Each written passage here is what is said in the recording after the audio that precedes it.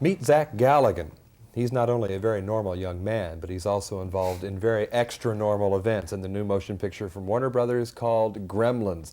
Zach, you're what, 19 or 20 now? 20, yeah. And this is probably your biggest film assignment thus far. Yes, definitely. You've done a lot of TV work, though. Catch us up now on some of that kind of thing. I did. I played Roy Scheider and Lee Ullman's son in Prisoner Without a Name. That was an NBC TV movie that aired last May, '83. And I did an after-school special for ABC called A Very Delicate Matter. And that aired in November '82, and I did a guest shot on Another World, soap opera. Now, before we get to the movie Gremlins itself, I've got to ask you, you've seen yourself on the small screen. Now you've seen yourself on the big screen. What's the difference in impact for you now as a viewer, not just as an actor? It's an interesting question.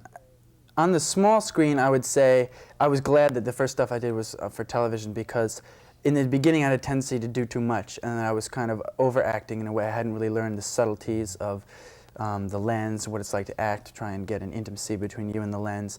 So I was glad that some of my miscues, some of my mistakes look a lot better on the small screen, because it's not so huge. And now with Gremlins, I'm kind of glad, because I think I still have some work to do, but I think I've made the adjustment to the larger screen more gracefully than I would have if I had gone in just right off the bat. And you know, because the camera gets so close, and you have to be so careful not to do too much. I mean, just even a little squint of the eyes, you know, can say so much. Especially on a huge screen. Absolutely, 40 feet high. Yeah. One blink can knock us all to the back wall of the theater. Exactly, right? Exactly. Now, while you're reducing things down, there's a marvelous scene that comes to mind between you and Phoebe Cates early in the film. You're working at a bank, and the two of you exchange a look that I thought was just marvelous. It says so much. We know that romance is about to blossom here. Working with Phoebe, tell us what that was like. Well, I had known her for a couple of years before I had gotten the role in the picture, and she's an incredibly sweet girl, and she's very beautiful, and it wasn't very difficult for me to imagine falling in love with her. As our relationship progressed, as we continued to shoot the film, we really became more like brothers and sisters, but I think we managed to kind of get that spark of romance in there. And well, it's a very chaste relationship in a sense, although there is that screen kiss. Was there some debate about that, whether to have it? No, well, actually, You were all for it, I suppose. Well, could you ask that question again? We had whatever that rumbling was. Surely. Okay. While you were working with Phoebe Cates, it's kind of a chaste relationship, but as far as the screen kiss is concerned, was there any debate about whether to do it or not? No, I think everyone had decided that we wanted it in. We wanted it to be some sort of payoff to the fact that we had a relationship. And she and I think, were both a little nervous about doing the scene because, like I said, we were much more like brother and sister, and there was kind of a sweetness to our friendship, and we were kind of wondering how it would be. And then we just kissed each other after the first practice run-through, and we looked at each other and we said, you know, what was the big deal? Because it really was, yeah, it took a lot of the tension off. And that was the first day that Steven Spielberg showed up on the set, so it was like quite a hectic day. And so there were a lot of pressures on that day. So. But speaking of a big deal, working with the inanimate actors, the Gremlins themselves, without spilling too many of the beans about the trickery, what was it like day to day when you were the only human actor on that set? Well, it was hard for a number of reasons, because the Gremlins were silent, and none of the sounds had been put in until after the production. So of course they were making faces. They were going like, you know, and so you had to kind of react to these faces and imagine what they would sound like. So that was a little frustrating, not exactly having the entire creature, the entire character there. Another thing was they had wires kind of running up and down my arms and my legs, and occasionally, you know, they'd pinch you in the middle. It was kind of distracting, you know, having them run down your legs and into your shoes. Well, Spencer Tracy once described acting as, among other things, learning how not to trip over the furniture. But you were wired. You had to not let those get in the way, too.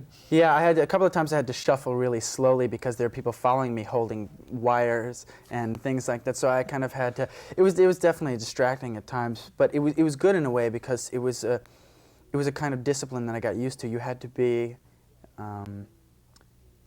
completely in character all the time. You had to make every take count.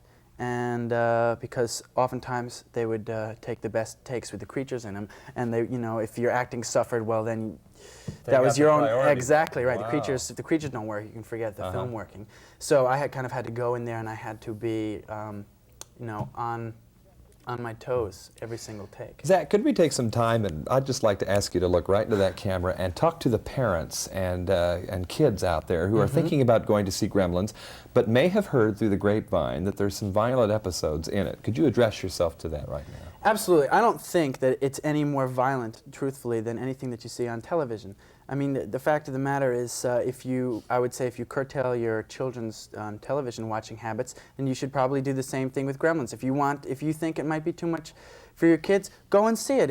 I don't think personally it is. There's not a single drop of human blood in it. I don't think there's even a single curse. I haven't seen the final cut, though. It's basically, it has some frightening elements to it, but it's about as frightening as a spook house or ghost stories around a campfire or a roller coaster, or, I mean, people have always been attracted to fear. I mean, I think a lot of people like to go see scary movies. They like to go into fun houses. They like to be scared because there's no real danger. It's just a movie. It's just something on the screen. Everyone knows it can't really hurt them. How it happens, nonetheless, that you are able to stay so normal throughout such events. I wonder, if this had happened to you in real life, could you have really taken it with such normalcy, and you're able to get a lot of things done, and you work against the Gremlins eventually? In real life, you have to wonder. Yeah, that's true, but at the same time, the character realizes it's his fault in a way. He is the one who's caused a lot of the problems to come, and it's up to him. He has to take responsibility. He has to take charge, or else, the situation will get out of hand. He's got hundreds of lives at stake. These things are nasty little critters, and he's got to get out there and stop them before something, terrible happens. It's kind of already happening around him, but he has to become the hero in a way, and in a way, deep down inside, that's always what he's wanted to be. He's always wanted to be. Right, because it's a bit of a Pandora's box. But Absolutely. Because of that box, Exactly. you can test yourself. Huh? Exactly. That's a nice positive note to leave this on. Gremlins, its new motion picture from Warner Brothers. Zach Galligan is the possessor of a very, very magical box indeed from Gremlins. Zach, I want to thank you very much. Thanks. And best to your future as well. Thank you. This is John Tibbetts.